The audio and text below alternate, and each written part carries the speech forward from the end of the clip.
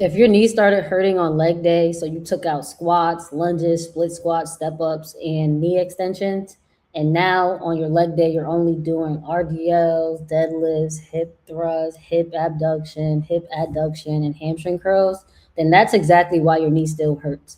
And I know that might sound backwards, it might sound crazy because the exercises that I just mentioned that you're doing, they probably aren't hurting your knee. Your knee is probably feeling great, the pain has probably went away, but just because your knee is pain free, it does not mean that the problem is solved. If you already know that you want help fixing this, you miss squatting, you miss lunging, you miss training your legs hard without having to substitute or avoid anything, then I have a program specifically for you. It's called the Get Rid of Your Knee Pain Program for Lifters. The link is in the description and the comments. But if you want to understand exactly why this is happening and things you can do to fix it and troubleshoot it on your own, then stay with me in this video because that's exactly what we're going to be talking about. We're going to break down why this is one of the biggest mistakes you can make if you actually want to be able to train all lifts without worrying about your knees.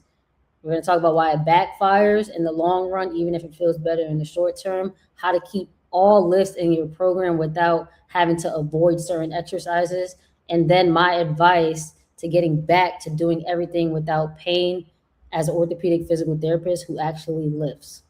So by the end of this video, you'll know how to keep training legs without having to take time off. You'll be able to keep squatting, keep lunging, keep training the way you want while actually getting your knees better instead of constantly trying to work around it. So let's get into it. I want you to think about this for a second. What exercises cause you the most knee pain? You're probably going to say squats, lunges, Bulgarian split squats, walking lunges, step ups, anything that's more knee dominant. And when this happens, what do you typically do?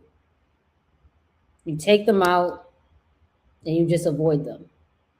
And then your entire leg day is just hinge work. So RDLs, hip thrusts, you may do some abduction and adduction for isolation exercises, hamstring curls.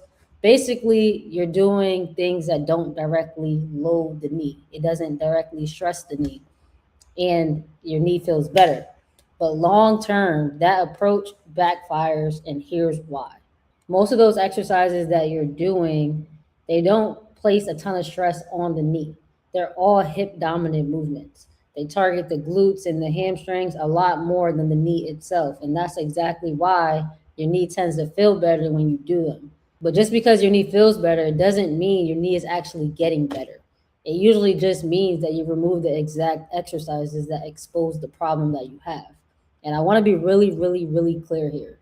Those exercises, the RDLs, the deadlifts, the hip thrusts, all the hinge work, those are not bad exercises. You should still be training hinge movements and hip dominant exercises as much as you can. Any exercise that you can do without having pain, you should be training those.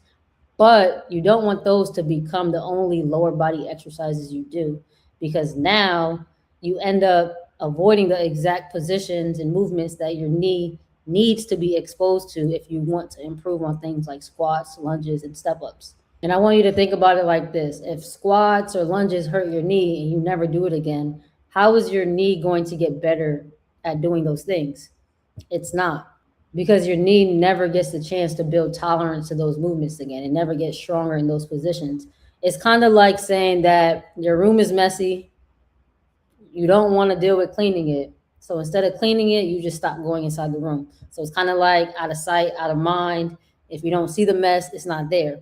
But as soon as you decide to go back into the room, that mess is still going to be there, and it's probably going to be worse. The same thing happens with your knee. And that's exactly what happens when you avoid every squat, every lunge, every painful exercise for months. You start to think, my knee feels better now, I'm not doing those, but really all you did was stop doing the movements that irritated it. That doesn't mean you actually got your knee better at handling those movements. And if you never expose your knees to those positions again, it's never going to get better at tolerating them. Sort of like if you never go into that room and clean it, your room is never going to be clean again. And what happens over time is that your knee just gets weaker and weaker, and it gets less capable of handling the exact positions that you are already having pain with. And the way I like to explain this to clients is thinking about your knee like a gas tank. So let's say before you even started to have pain, your knee had a specific amount of mileage that it can handle before it clonks out, right? Let's say your knee can handle 100 miles before it runs out. And when it runs out, that's when you have pain. So you could squat, you could lunge, you can do stairs, you can train hard on leg day. Your knee can handle all of these things before your symptoms showed up. But once you completely stop doing those movements because you're starting to have pain, and time goes on week after week, month after month without exposing your knee to those things, your tolerance or your body's gas tank, your knee's gas tank decreases. So as you're resting and taking time off until your knee feels better, that gas tank is going down. So instead of 100 miles, you now have 90, you now have 80, you now have 70, and it keeps decreasing. So when you start to reintroduce those movements because your knee is feeling better, you have less mileage to work with. So now instead of being at 100% capacity, you're now at 50% capacity, and your knee pain comes back, and it comes back faster. You might have had knee pain with squatting 150 pounds, but now because you haven't squatted or lunged or did any work specific to your quads and your knees, now you're hitting that pain threshold a lot earlier.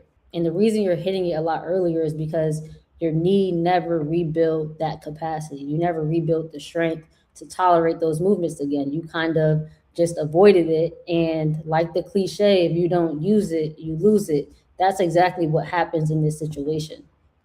That's why the whole just rest until it feels better, or just do upper body, or just do glute work because it's knee friendly, all of that is bad advice specifically for lifters, because now you're listening to that advice, you're avoiding it, and in the background your capacity is just getting less and less and less, and you don't even know it. And your knee is able to handle less, so that when you go back to doing squats or back to doing lunges or whatever was painful, you can't even tolerate it now. So it's like you took all of that time off just for it to work against you. So what should you do instead? Instead of taking days off, weeks off, just training upper body, what can you do instead to get your knee stronger and rebuild that tolerance? The first and most important thing you can do is continue to train lower body in all ways possible. You never want to completely stop training legs or really any body part unless there's actually a medical reason to do that. And honestly, there's rarely ever a true medical reason that people need to completely stop training. Most people just don't know how to make the appropriate modifications for their current fitness level, their current pain, their injury status, or surgery history. And this is exactly why working with a physical therapist who understands strength training, who lifts themselves, changes everything, because there's almost always a way to keep training. You just have to know how to make these modifications for yourself to keep yourself safe. If you want that level of guidance and that support because you've been dealing with injuries or you had surgery, then the Lifters Rehab program in the description is the best option for that. We work together one-on-one. But back to what to do instead. You need to continue training lower body because your knee still needs load. It needs to be challenged. Your muscles still need to be stimulated, and your body needs the signal to stay strong. And that's exactly what lifting weights does for you. The second thing you want to do is continue to train hinge movements. Train RDLs, hip thrusts, deadlifts. Go hard with those, but don't let those become your entire leg day.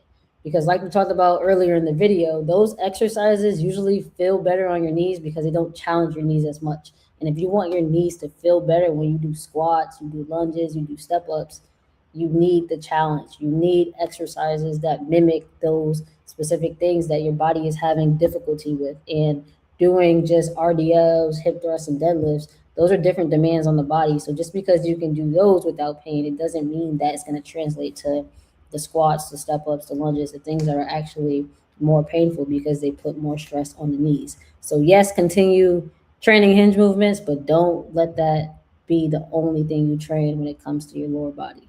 The third thing you can do is find squat, split squat, and lunge variations that you can actually tolerate without making your knee angry. This is where a lot of people mess up because they think, well, squats hurt or whatever exercise hurts, so I can never squat again. No. You probably just need a different entry point, a different variation, depending on what part of that movement hurts. So, for example, let's say your knee only hurts once you hit a certain depth during the squat, then you need to find a variation that targets that. In that case, it would be a box squat. A box squat is going to be a good variation for you to limit the range of motion, because let's say you're getting knee pain when you get to parallel, right? Pain starts here. You can always put a box just above where your pain is happening and train within that range. You can do this with using the anchors on the squat rack. You know how there's like the holes where you put the J hooks in? You can put the J hook right above where your pain starts and squat within that range of motion if you don't have a box. You can do a regular box squat where the box is a certain height right above where your pain starts, and that still allows you to train that movement without any issue.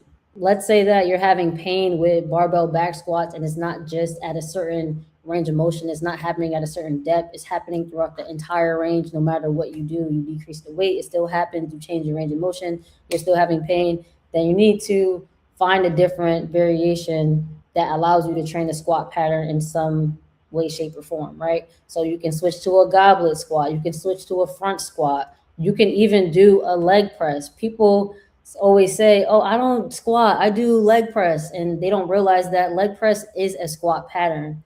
When you break down what's actually happening when you leg press, you're literally just squatting at an angle, right? You're squatting without going against gravity fully.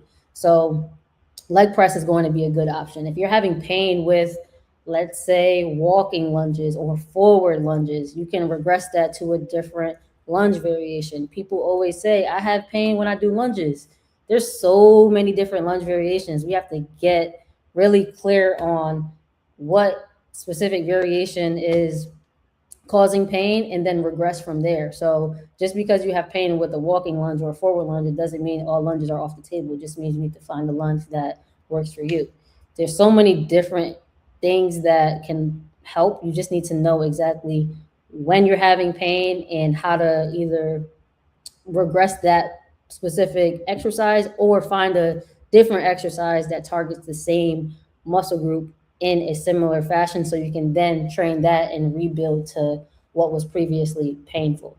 So the goal is never to give up all of these exercises or give up the exercise that's painful. The goal is to find variations that allow you to train that movement in some way, shape, or form and then progress from there. And once you find the variation that actually works for you for all of the exercises that are painful, you want to stick with it long enough to actually progress it. And this is where people fall short. They'll try random things from social media, like walking backwards on a treadmill, sled pushes, different isometric holds, all these ideas that can work, but they don't even use it for long enough and they don't even have a reason for why they're doing it. So you end up just throwing shit at the wall hoping it sticks. And sometimes it works, but most times it doesn't work because there's no strategy behind it. There's no reason for you to be doing some of these things based on when your symptoms are happening. So this is exactly what I help you with inside the Get Rid of Your Knee Pain program. So if you want a step-by-step system for how to modify your training while still getting stronger and actually improving your knees, grab the Get Rid of Your Knee Pain program. It's in the description and it's in the comments.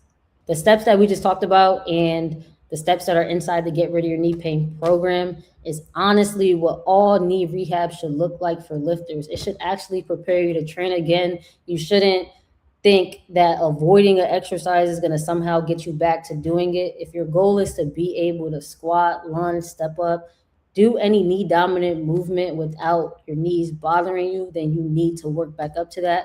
And you don't want to be stuck in rehab purgatory doing rehab exercises forever while being afraid to reintroduce those exercises. So if you want help figuring out how to actually train around knee pain without giving up leg day completely, without giving up the lifts that you truly want to do, check out the two programs as linked in the description in the comments. First one is the Get Rid of Your Knee Pain program. This is a self-guided program specifically for lifters. I take you through all of my processes. I take you through all the algorithms that I use with my one-on-one clients to help them get back to lifting, squatting, and just going hard as fuck in the gym without worrying about their knees.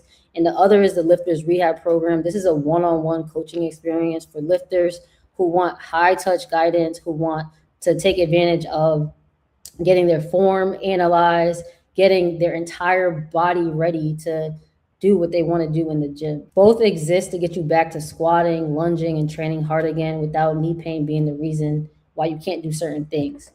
The links are in the description and the comments, and I'll catch you guys in the next video. Peace.